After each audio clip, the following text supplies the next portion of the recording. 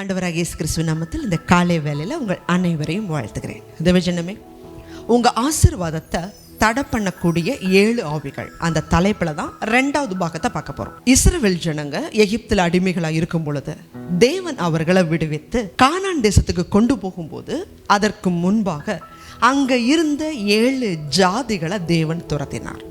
ஏன் அந்த 7 ஜாதிகளை துரத்துறாருன்னா, அவங்களுடைய சுவாபங்கள் தேவனுக்கு பிரியமானவைகள் அல்ல. அந்த 7 ஜாதிகளை துரத்திட்டு இஸ்ரவேல் ஜனங்களுக்கு அந்த தேசத்தை சுதந்திரமாக கொடுத்தார். இன்னைக்கு அப்படிப்பட்ட அந்த ஆவிகள், 7 ஜாதிகளுக்கு மேலே இருந்த ஆவிகள் இன்னைக்கு நம்ம நாட்களில் கிரியை செய்யுது. அந்த ஆவிகள் என்னென்ன, அதுக்கு எப்படி நம்ம தப்புவித்து கொள்ளணும், இதைத்தான் நம்ம பார்க்க போகிறோம். போன பகுதியில் 3 ஜாதிகளை குறித்து பார்த்தோம். 2வது பாகத்தில் 4வது ஜாதி யார் அப்படின்னா, பெர்சிய ஜாதியை சேர்ந்தவர்கள். இவங்களுக்குன்னு சொல்லி எந்த சட்டத்திட்டங்களுமே இல்லை. ஒரு தேசம் அப்படின்னா ஒரு சட்டத்திட்டம் இருக்கும், அந்த சட்டத்திட்டத்தின்படி அவங்க வாழுவாங்க. ஆனால் இந்த பெர்சியர்களுக்கு இப்படித்தான் வாழணும்னு எந்த சட்டத்திட்டமுமே இல்லாமல் மனம் போல வாழக்கூடியவர்கள் தான் இந்த பெர்சிய ஜாதியை சேர்ந்தவங்க. ஆனால் இன்னைக்கு உலகத்தில் கூட நம்ம கிறிஸ்தவர்கள் எப்படி வேணாலும் வாழலான்னு சொல்லி தேவன் விடலை. அதற்குத்தான் தேவன் நம்மளுடைய கைகளில் பரிசுத்த வேதாகமத்தை கொடுத்திருக்கிறார். மனுஷனுக்கு செம்மையாய் தோன்றுகிற வழிகள் உண்டு, அவைகள் மரண வழிகள். தேவஜனமே, மனம் போல நம்ம வாழுவதற்காக தேவன் நம்மளை சிருஷ்டிக்கலை. இந்த உலகத்தை உண்டாக்கினது கர்த்தர், நம்மளை உண்டாக்கினதும் கர்த்தர் தான். பரிசுத்த வேத வசனங்களின்படி நீ வாழ்ந்தால் நான் உன்னை ஆசீர்வதிப்பேன். வேத வசனங்களின்படி வாழலை அப்படின்னா வேதாகமத்தில் உள்ள எல்லா சாபங்களும் வரும் அப்படின்னு சொல்லி கர்த்தர் தான் நமக்கு இந்த பரிசுத்த வேதாகமம் அப்படிங்கிற சட்ட புஸ்தகத்தை அவருடைய பிள்ளைகளுக்கு கொடுத்துருக்கிறார்.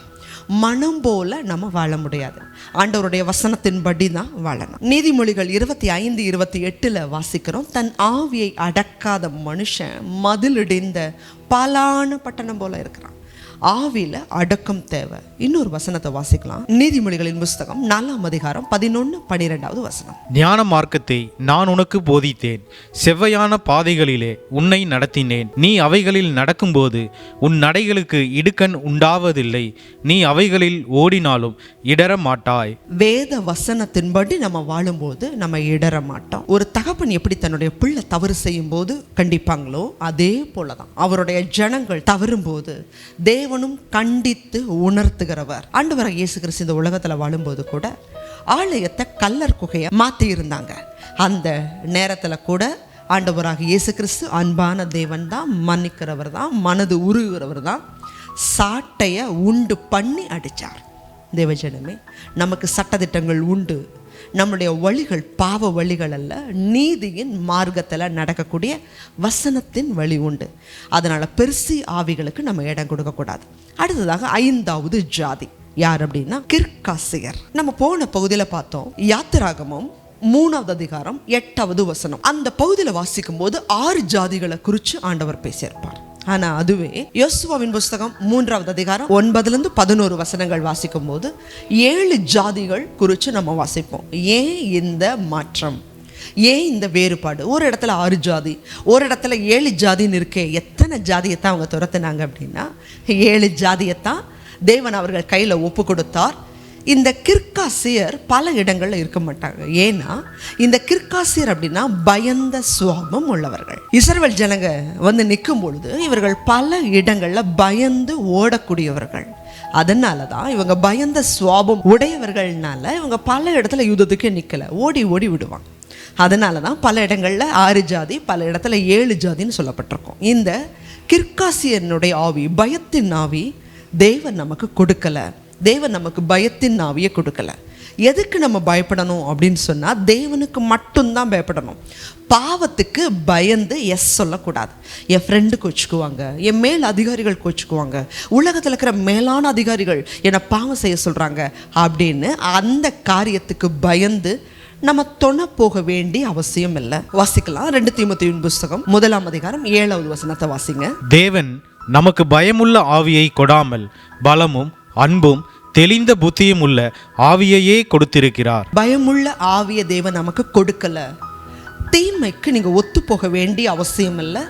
தேவனுக்கு மட்டும் பயந்தா போதும். கர்த்தருக்கு பயப்படுது ஜீவ விருட்சம் போல இருக்கும், மனுஷனுக்கு பயப்படுறது கண்ணிய வருவிக்கும். அதனால தான் பாபிலோன் தேசத்தில் அடிமையாக போயிருந்த போதே தானியேல் ஆகட்டும், சாத்ராக் மேஷாக் ஆபேத்நேகோ ஆகட்டும், இவங்க எல்லாம் ஆண்டவரோட சட்டத்துக்கு விரோதமாக நடக்க சொன்னபோது, அடிமைகளாக இருந்தபோதே மேலான அதிகாரத்துக்கு வசனத்துக்கு விரோதமாக நடக்க சொன்னபோது அவங்க நடக்காம எதிர்த்து நின்னாங்க. தேவன் அவர்களை ஆசீர்வதித்தார். யோசேப்பு எகிப்து தேசத்துக்கு போயிருக்கிறாரு. ஒரு எஜமானுடைய வீட்டில் அடிமையாக இருக்கிறாரு. அந்த இடத்துல பாவம் செய்யும்படி அழைப்பு வருது. அழைப்பு கொடுக்கறது எஜமானி. ஆனால் கர்த்தருக்கு பயந்து யோசேப்பு பாவத்துக்கு விலகி ஓடினார். தேவஜனமே, தேவனுக்கு தான் பயப்படணுமே தவிர நம்ம தீமைக்கு பயந்து ஒத்து போக வேண்டிய அவசியம் இல்லை. அதனால தான் அடிமையாக போன யோசேப்பு எகிப்து தேசத்தில் உயர்த்தப்பட்டார்.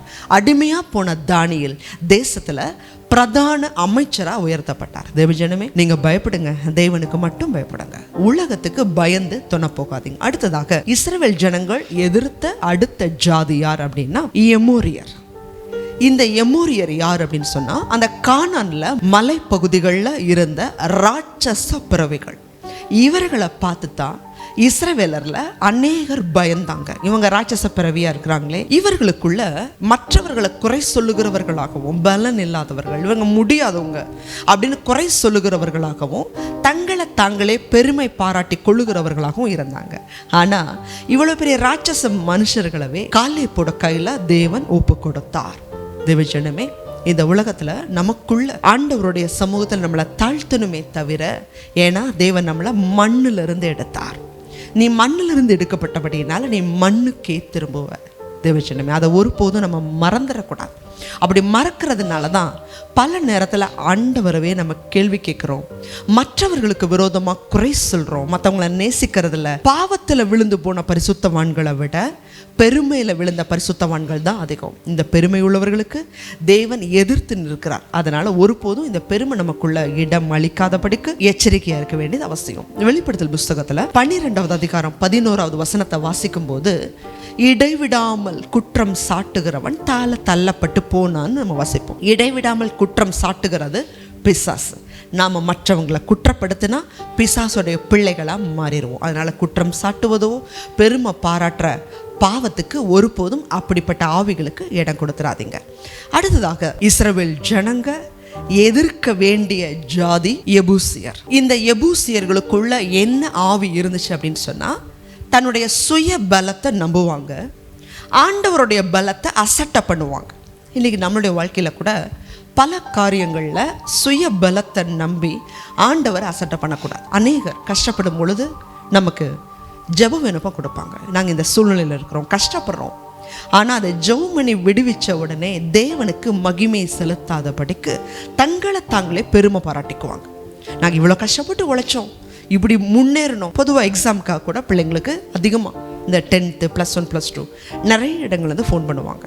எக்ஸாம் என் பிள்ளை ரொம்ப கஷ்டப்படுறா, உடம்பு சரியில்லை, ஜெபம் பண்ணுங்க. ஆனால் ஜெபம் பண்ணி அந்த பிள்ளைங்க படித்து பாஸ் பண்ணி உயரிய நிலைக்கு வந்த உடனே ஆண்டவர் எங்களுக்கு செய்தாருங்கிறதுக்கு மாறா, என் பிள்ளை ரொம்ப டேலண்ட்டுங்க, என் பிள்ளை ராத்திரி பகலாக கஷ்டப்பட்டு படித்தா, என் பிள்ளை அப்படியே என்ன மாதிரி. தேவஜனமே, இப்படிப்பட்ட வார்த்தைகள் தேவன் விரும்புவதில்லை. இந்த எபூசியர் சுய பலத்தை நம்புவாங்க, ஆண்டவரை அசட்டை செய்வாங்க. இவர்கள் வாழ்ந்த பகுதி எபூசா அப்படின்னு அழைக்கப்பட்டுச்சு. இந்த பகுதியை தாவீது படையெடுக்கிறதுக்கு முன்னாடி அந்த எபூசியர் தாவீதை கேலி செய்கிறாங்க, பரிகாசம் பண்ணுறாங்க. எங்களை உன்னால் பிடிக்க முடியாது, இந்த பட்டணத்தை பிடிக்க முடியாது, யோசுவா காலகட்டங்கள்லேயே பிடிக்க முடியல, உன்னால் பிடிக்க முடியாதுன்னு சொல்லி அதிகமாக அவரை பரிகாசம் பண்ணுறாங்க. ஆனால் இந்த தாவீது அநேக யுத்தங்களில் ஜெயம் எடுத்திருந்தாலும் தேவஜனமே ஒரு யுத்தத்திலையும் ஆண்டவர்கிட்ட விசாரிக்காமல் அவர் எந்த யுத்தத்துக்குமே அவர் போனதில்லை. ஒவ்வொரு யுத்தங்கள்லையும் ஆண்டவரே இந்த யுத்தத்தை நான் எப்படி எடுக்கணும், நான் என்ன செய்யணும், யாரெல்லாம் கூட்டிகிட்டு போகணும், எப்படி போகணும் அப்படின்னு தேவன்கிட்ட ஆலோசனை கேட்டுத்தான் செய்தார். அப்படி செய்யும் பொழுது தேவன் இந்த எபூசா பட்டணத்தை தாவீதோட கையில் ஆண்டவரை ஒப்பு கொடுக்கிறார். இது யோசுவோடைய காலகட்டங்களில் பிடிக்கப்படலை. தாவீதுடைய காலகட்டங்களில் இந்த எபூசா பட்டணத்தை தேவன் தாவீதுடைய கையில் கொடுக்கிறார். இந்த எபூசா பட்டணம் தான் அதற்கு பின்பு சியோன் கோட்டையா எருசலேமா மாறச்சு. தேவஜனமே, இந்த 7 ஜாதிகளையும் இஸ்ரவேலருக்கு தேவன் ஒப்பு கொடுத்தார்.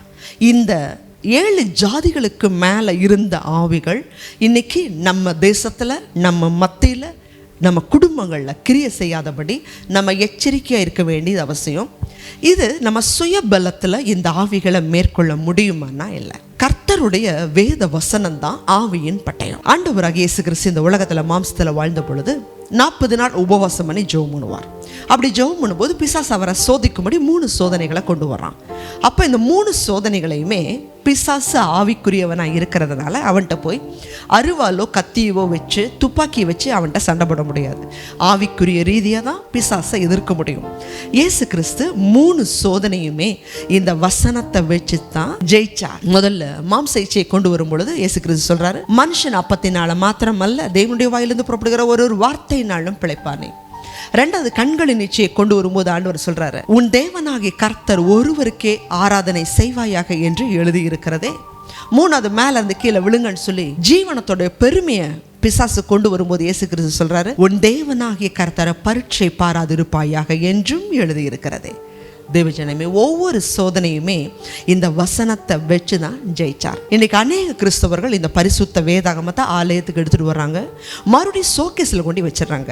ஷோகேஸில் வைக்கிறதுக்காக தேவன் இந்த வேதாகமத்தை உங்கள் கையில் கொடுக்கல, இதை வாசிக்கவும் தியானிக்கவும் இதன்படி நடக்கவும் தான் கொடுத்தார். உங்கள் இருதயத்தை இந்த வசனத்தினால நிரப்புங்க.